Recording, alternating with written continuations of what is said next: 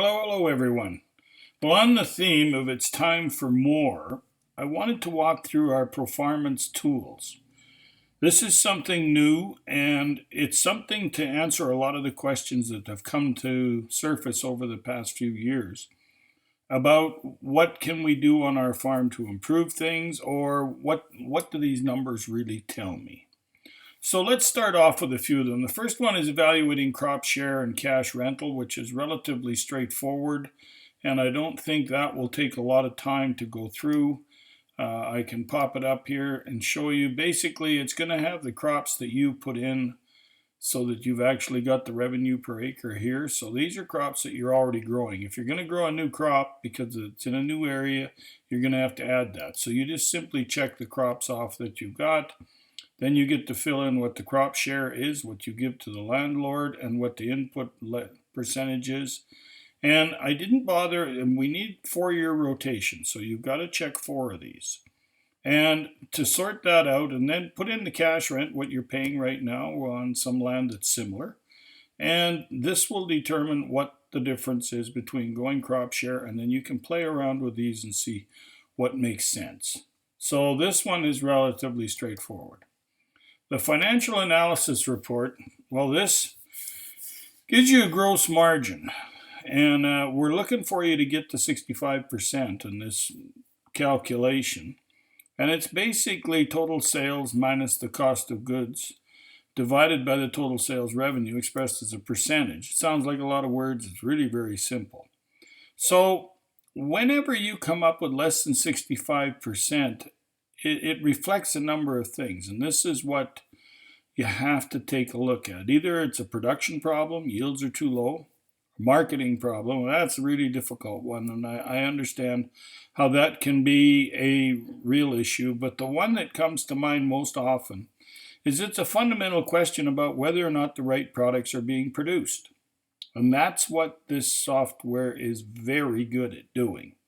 It allows you to do those what if scenarios so you can come up with what if I grew lentils, what if I grew hemp, what if I grew coriander, what if, and don't necessarily close the door to looking at a lot of different things. Now, the key is any one of these that you come up with, you need to do some research as to the marketing and assess the risks. Can't produce something we don't have a market for. But with the use of the internet now, we can look a lot further away. This doesn't mean to say we have to have a coriander plant in our backyard or a lentil plant in our backyard. Could be anywhere in North America. So think that one through very carefully, and if you've got questions, give us a call or text us. We would be glad to talk about a lot of these different things. The second piece is the fixed costs. Now, fixed costs are generally about 40% and variable costs about 60%. As I said, that's a really big change, and we may be cycling. I don't think we'll be cycling back, even though fertilizer prices have not been moving up a lot. Seed prices certainly have, and I don't see those changing a lot. So what I did is I put together a piece that put them into brackets. So whether you're great, if you're under 155 bucks an acre, bit of caution around 175 and 185 and higher, well, that can be a problem. That takes a real careful assessment. Now, one of the biggest things you can do is that you need to look if you're over equipped. If you have more equipment than what you're making use of, and depending where you live, that gives you a lot of options, whether it's some winter crops or whether it's double cropping, or there's a lot of different things that can be done to add those seeded acres on and to keep this thing clicking along. Really, really difficult. I like to think of it as a restaurant. In order to support a restaurant, you've got a package of fixed costs, and you just have to have enough tables.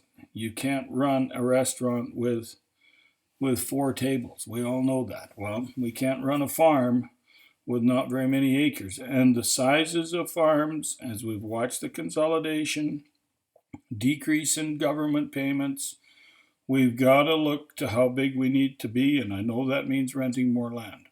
So these are really one of the things that will assess your operation.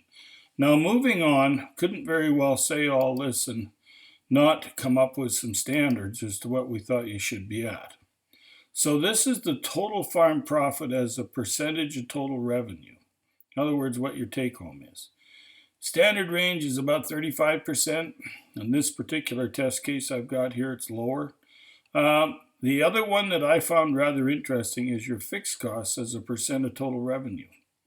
And this guy is higher. Now, this is a measure of part of the business scale and its finance and labor. This one is a really back to fixed costs again. If it's getting too high, it's going to cause problems in the future. The other piece is variable costs as a percentage of total revenue. And here it comes up. He's just in the bottom end of the range. Very good. Now, I wanted to look at this in a little bit of a different manner because in many cases, operating capital is on the skinny side and we're having to get it from various sources. Well, maybe we should look at initially what we start looking at are what are the crops that give us the biggest projected revenue at the medium yield. And of course, they're all listed here in order, and corn's on the top of the deck. But as far as its variable cost as a percentage of revenue, it's 48%, and its contribution margin is 51%. Well, what that means is it takes a lot more dollars to seed corn than it does something simpler like a legume like lentils. So your contribution margin puts it in a different order completely. And that's something that you need to look at. If you've got ample operating capital and as long as interest rates are low, then yes, go ahead and do it. But just so that you're fully aware of what's paying the bills. So with that, that's a quick assessment of that. And the other one, I harped on fixed costs. Well, what I did in this example is this guy came in at $216.62 an acre. I said, well, that's problematic. He wants to set a goal of maybe, let's say he wants to set a goal of 175 to get him down some. This is how many more acres he needs to add. Now, this is an approximate number. It's going to have to be a little higher than that because you're going to have to put a bit of fuel in. And repairs don't necessarily move up when you're adding an extra 1,000 acres that much. As far as being spread over the whole operation, we're only talking $2-3 an acre. So it's not as big a deal as you'd think. But if you've got equipment that's idle and you got manpower, because in a lot of cases you're paying them by the year, paying them annually, he might as well be working. So take some of this to heed, and this is what really separates Farm Optimizer from the pack. We take the time to talk about some of the harder pieces that I think will help make you more money and also, with any luck at all, make you think outside the box a bit. So it's time for more. Have a great day. Farm safely. Thank you.